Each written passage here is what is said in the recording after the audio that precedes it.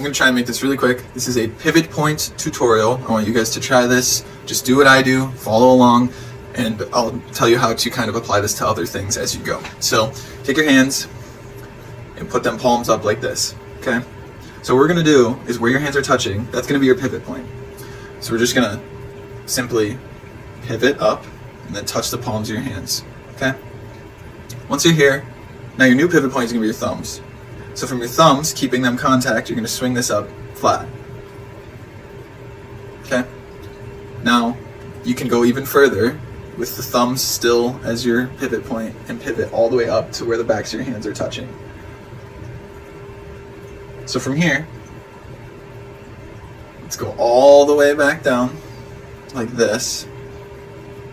And now, we're going to switch the pivot point to down here again. Like this.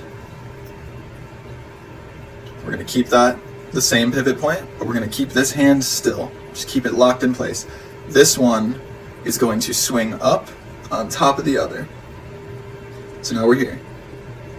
So now we're going to use our thumbs again as the pivot point. But now we're going to lock this top one in place that we just swung up.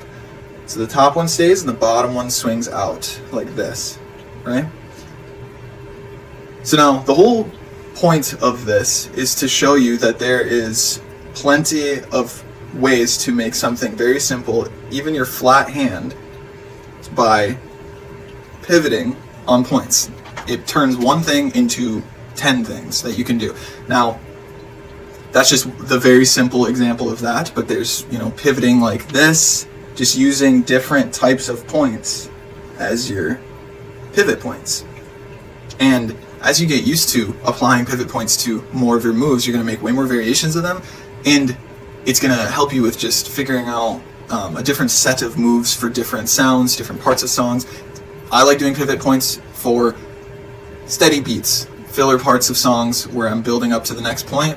It kind of helps too with, the presentation of showing something more steady and simple until someone gets used to it, and then you switch it up when it drops, and then it's like surprising. The change is, you notice the change more when you give someone something that's more simple and steady for a while, and then once they kind of get used to that, then you drop into much more complex, energetic stuff, and that change is very noticeable. So keep that in mind when you're flowing. Just take a second to look where you're at, wherever you may be, and just think of how you can choose a point to try and pivot from, and just see, what you come up with, however it may be, and just go from there.